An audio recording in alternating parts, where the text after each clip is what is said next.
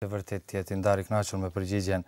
Pyetja radhës është kjo: nëse gruaja shtatzën shkon në kontroll dhe vërtetohet se mjekja i thot fëmia i cili është në barkun e saj është me tmeta dhe është duke u zhvilluar si jo normal, si duhet të vepruar në këtë rast? Doktoresha sugjeron që të abortohet, por çfarë thot Islami në lidhje me këtë?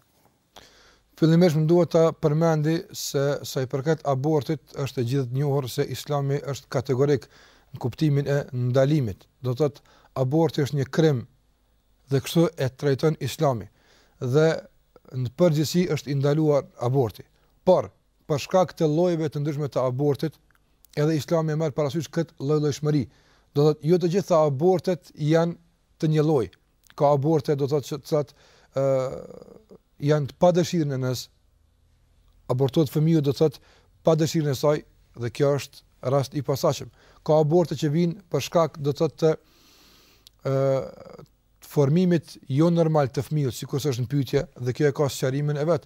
Ka aborte të cilat vijnë si pasojë e rrezikimit të jetës së nënës dhe kjo e ka sqarimin e vet në Islam. Andaj kjo që e përmendim më tani jep të kuptohet se në esencë dhe në parim aborti nuk lejohet, është i ndaluar dhe është krim dhe konsiderohet vrasje e fëmijës. Kështu e konsideron Islami.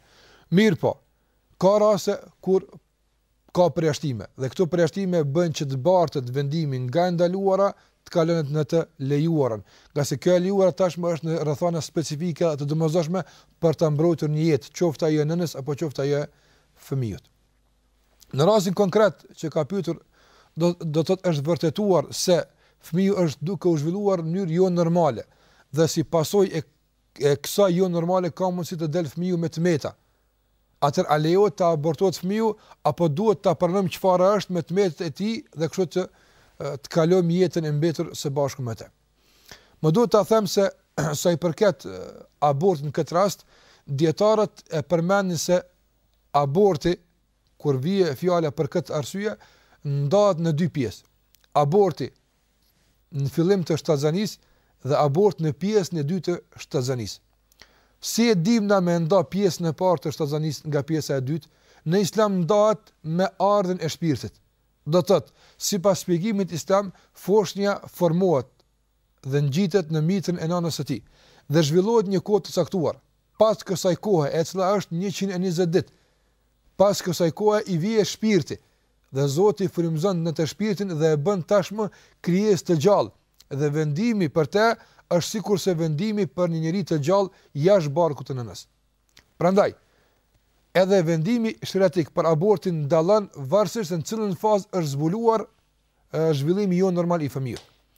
Në qoftë se zhvillimi jo normal i fëmijës është zbuluar në fazën e parë të shtatzanisë, respektivisht para se të vijë shpirti, atëherë kjo ka shpjegimin e vet.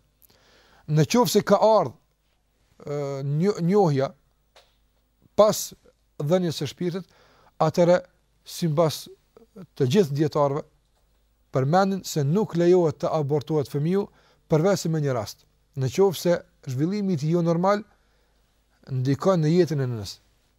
Do duhet të shtruhet jetën e nënës. Mirë po, fakti se ai do del i gjymtuar, fakti se ai do del jo normal nuk e arsyeton asesi abort në tij. Nga sa ai padyshim i ka të mbetet e tij, por mbi gjitha mbetet krijesë që nuk bën të vritet.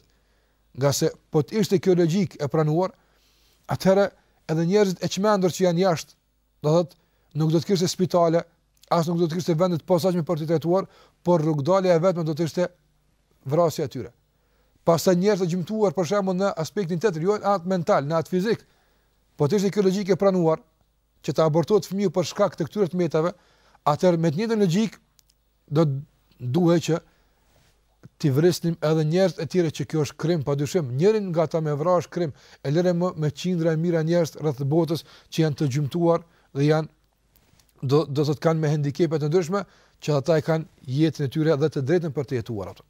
Prandaj po them, në qoftë se është zbuluar se fëmiu është duke u zhvilluar jo normal dhe se ky jo normalitet do të ndikon në aspektin e tij fizik apo mental, dhe kjo është zbuluar pasi që i ka ardhur shpirti, do të thotë pas 4 muajve shtatzani, atëherë nuk lejohet. Është ndaluar përveç se me një rast thash, në qoftë se rrezikohet jeta e nënës, jo shëndeti i saj. ka dallim.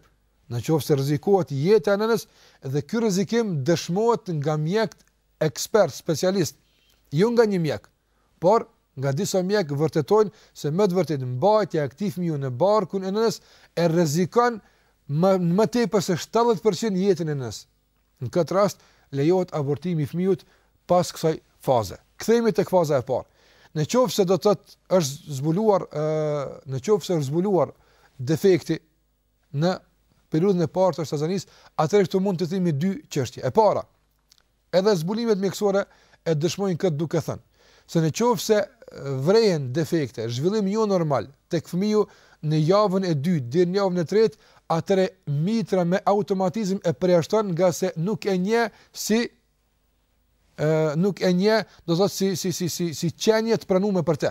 Andaj në 90% të rasteve mjek thonë se mitra e aborton vetvete pa nevojë intervenimi nga mjekët e jashtëm. Kështu që nëse është fazën e parë dhe detektohet do të thotë në këtë fazë zhvillimi jo normal i tij, mitra automatikisht do ta refuzon. Kështu që nuk kemi nevojë të fol për këtë fazë. Na mbetet vetëm njëra fazë. Nga mosha 3 javëshe deri në moshën 8 javëshe, sikur të thonë mjekët, kjo është mosha më e rrezikshme e zhvillimit të fëmijës. Nga se është mosha më e ndihshme.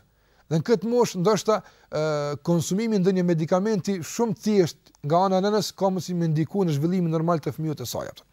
Për këtë arsye, edhe në këtë moshë vrehen defektet që ka mundësi me i pas fëmijë. Andaj kur kemi arritur deri në fund pasi sqarimit të shkallëzuar, i përmend 3 këshilla. Këshilla e parë është nga se kjo është edhe qëndrimi i Islamit. Dikujt i duket këshill mjekësore, por kjo është këshill edhe i Islamit, cila është në përputhje me këshillat mjekësore. Këshilla e parë është që prindrit kenë kujdes, në veçantë nëna në këtë periudhë. Do thotë nga shqetësimet e ndryshme, depresionet e ndryshme, konsumimi i medikamenteve të ndryshme, ushqimi e kështu me radhë, të ketë kujdes në këtë periudhë, pasi kjo është periudha më e ndihshme ku zhvillohet fëmiu, që mëzet e është shkaktare nga pakujdesia e saj e që fëmiu nga një zhvillim normal të kalon në një zhvillim jo normal.